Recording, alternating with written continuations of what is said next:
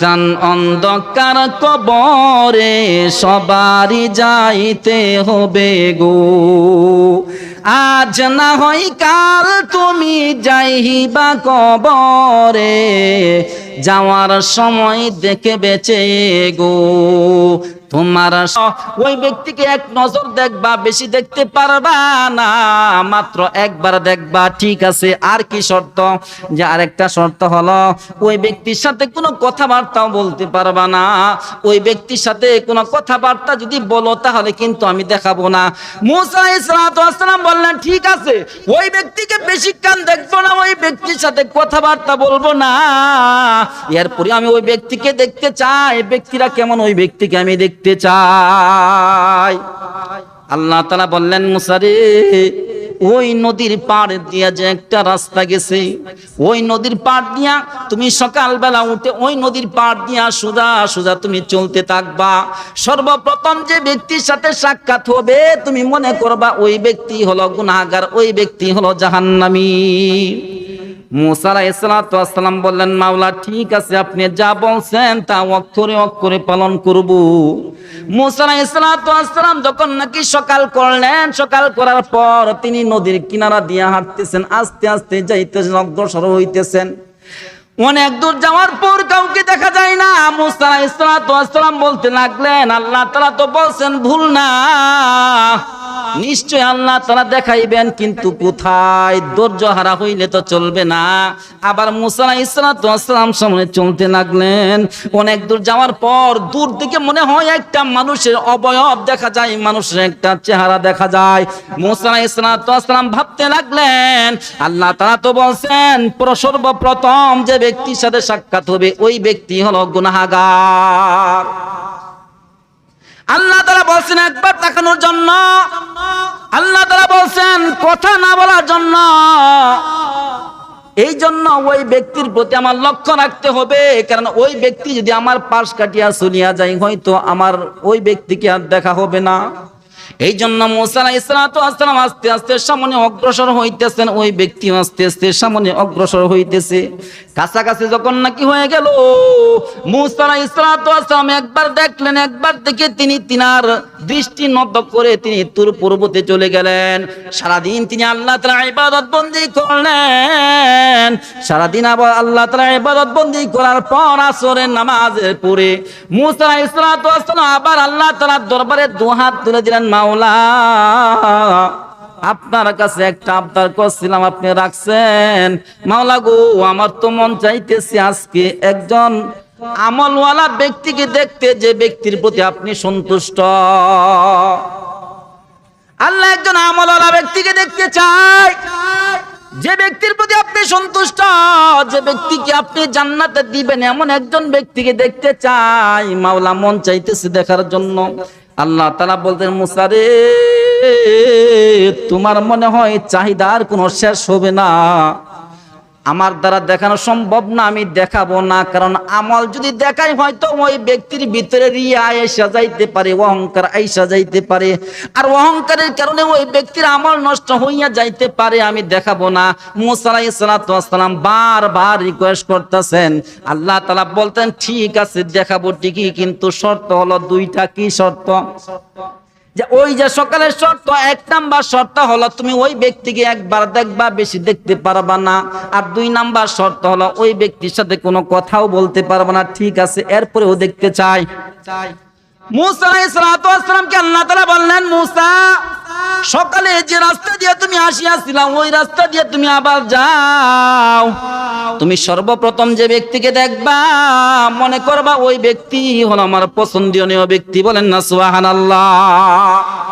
মূসা আলাইহিস সালাম তিনি ওই রাস্তা দিয়ে আসতেছেন আর লক্ষ্য রাখতেছেন যে সর্বপ্রথম যে ব্যক্তির সাথে সাক্ষাৎ হয় ওই ব্যক্তি যেহেতু আল্লাহ তাআলার পছন্দনীয় ব্যক্তি, ওই ব্যক্তিকে যেহেতু জান্নাতে দিবেন, তাহলে ওই ব্যক্তিকে তো দেখতেই হয়। মূসা আলাইহিস সালাম আসতেছেন।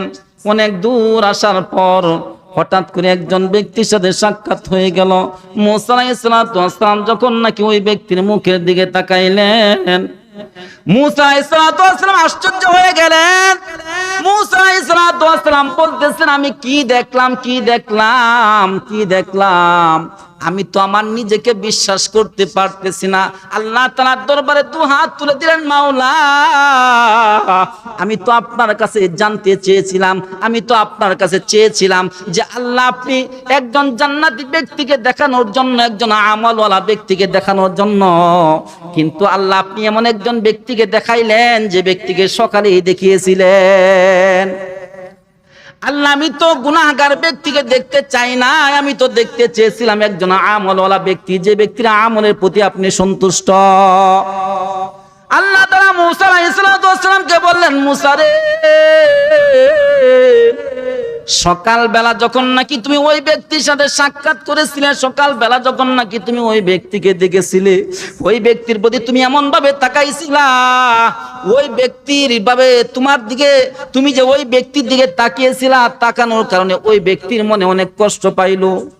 ওই ব্যক্তি মনে মনে বুঝতে পারছে হয়তো আমার ভিতরে কোনো কমতি আছে, হয়তো আমার ভিতরে কোনো সমস্যা আছে, এই জন্য আমার দিকে মনে হয় এই ব্যক্তিটা এমন ভাবে তাকাইছে।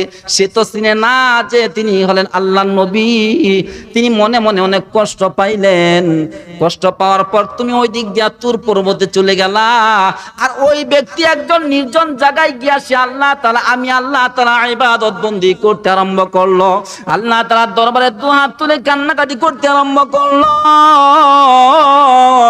এত জোরে কান্নাকাটি করতে আরম্ভ করলো, আল্লাহ বুঝতে পারি নাই, না জানি কোন অপরাধের কারণে, না জানি কোন ভুলের কারণে, না জানি কোন অন্যায়ের কারণে এই ব্যক্তি আমার দিকে এমন ভাবে তাকাইছে। আল্লাহ দয়া করিয়া মায়া করিয়া আমাকে মাফ করিয়া দেন। আল্লাহ আপনি ছাড়া আমার কেউ নাই, আপনি ছাড়া আমার কেউ নাই। আল্লাহ আপনি যদি মাফ করে নেওয়ার পরেও আপনি, আর মাফ যদি না করে নেওয়ার পরেও আপনি, আল্লাহ আপনি যদি মাফ না করেন আপনার কোনো লাভ নাই, আর মাফ যদি করিয়া দেন তাহলে আল্লাহ আপনার কোনো লস নাই। আল্লাহ আপনি দয়া করি আমাকে মাফ করিয়া দিন। এইভাবে কাকুতি মিনতি করিয়া যখন নাকি আমি আল্লাহ তাআলার দরবারে মাফ চাইলো, আমি আল্লাহ তাআলার আরশ কেঁপে গেল। আমি আল্লাহ তাআলা ওই ব্যক্তিকে মাফ না করিয়া পারলাম না। ফেরেশতাকে বললাম, ফেরেশতা যাও যাও যাও, ওই ব্যক্তির জাহান্নামের খাতা থেকে নামটা মুছে ওই ব্যক্তির নামটা জান্নাতের খাতায় লিখিয়া দাও। বলেন না সুবহানাল্লাহ।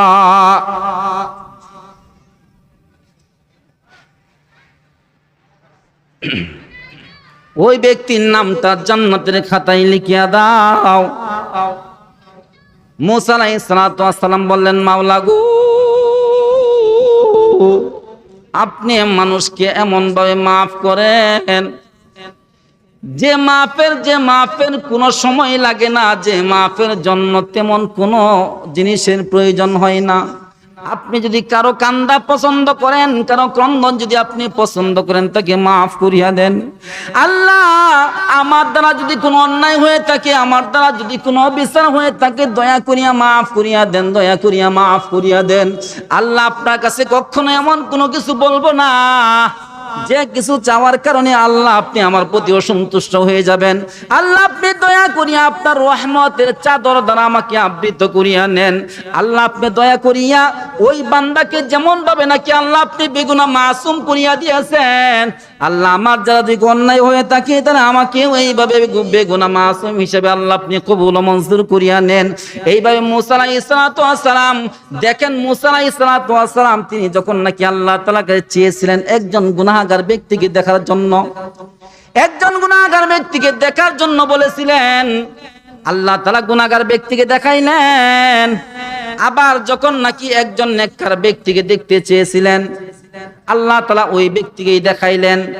তাহলে সকালে ওই ব্যক্তি গুনাহগার, বিকেলে কিভাবে ওই ব্যক্তি নেককার হয়ে গেল? ওই ব্যক্তি তওবা করছিল, এমন ভাবে তওবা করছিল, ওই ব্যক্তির তওবার ভিতরে চারটা শর্ত পাওয়া গেছিল। চারটা শর্ত পাওয়া যাওয়ার কারণে ওই ব্যক্তি তওবাকে আল্লাহ তাআলা কবুল করে নিয়েছেন। আল্লাহ তাআলা এমন ভাবে কবুল করে নিয়েছেন, জীবনের সমস্ত অন্যায় অবিচার মাফ করে জাহান্নামের খাতা থেকে জান্নাতের খাতায় আল্লাহ তাআলা নাম লিখিয়ে দিয়েছেন। এই জন্য ভাই, আমরা জীবনে অনেক অন্যায় করেছি, অনেক অবিচার করেছি, নিজের নফসের উপর অনেক জুলুম করেছি। আল্লাহ তাআলার দরবারে খাঁটি দিলে যদি মাফ চাই, আল্লাহ তাআলা মাফ করতে পারেন কি পারেন না? সকলেই বলেন, আল্লাহ তাআলা মাফ করতে পারেন তো? আল্লাহ তাআলা মাফ করতে পারেন। আজকে আমি আছি, কালকে থাকবো না। আজকে আমি আছি, কালকে হয়তো লাশে রূপান্তরিত হয়ে যাইতে পারি। আমার বিবি, বাল বাচ্চা, ধন সম্পত্তি যা কিছু আছে সবকিছু কিন্তু থেকে যাবে। একমাত্র আমি যাব খালি হাতে, আর কোনো কিছুই কিন্তু সাথে যাবে না। ঠিক কিনা বলেন? আজকে আমি আছি, আমার টাকা পয়সা, ধন সম্পত্তি যা কিছু আছে, মানুষ যে গুনাহ করে, এই গুনার করার পিছনে যে আমার এটা গুনাহ হইতেছে, এক শ্রেণীর লোক আছে এটা অনুশোচনাও করে না। এই জন্য ভাই, যে সমস্ত সংক্ষিপ্ত কথাবার্তা বলা হলো, পরিশেষে একটা গজলের ভিতরে, ছোট্ট একটা গজলের ভিতরে আমার আলোচনা ইতি টানবো। এই গজলটা, এই আলোচনার, সম্পূর্ণ আলোচনার মূল একটা গজল। আমি আজকে আছি, কালকে হয়তো নাও থাকতে পারি। আমার সন্তান, আমার বিবি, বাল বাচ্চা যাই কিছু আছে সবকিছু কিন্তু আপন আপন জায়গায় বহাল থাকবে। তারা আপন আপন অবস্থায় তারা চলবে। আজ না হয় কাল তুমি যাইবা কবরে, আজ না হয় কাল তুমি যাইবা কবরে, যাওয়ার সময় দেখে বেঁচে গো। আজ না হয় কাল তুমি যাইবা কবরে, যাওয়ার সময় দেখে বেঁচে গো। তোমার সবই রইল পরে, যাওয়ার সময় দেখে বেঁচে গো। ঠিক কিনা বলেন? বাবা গেল, দাদা গেল, কেউ এলো না ফিরে। বাবা গেল, দাদা গেল, কেউ এলো না ফিরে, সবারই যাইতে হবে গো। ভাইজান অন্ধকার কবরে, সবারই যাইতে হবে গো। আজ না হয় কাল তুমি যাইবা কবরে, যাওয়ার সময় দেখে বেঁচে গো। তোমার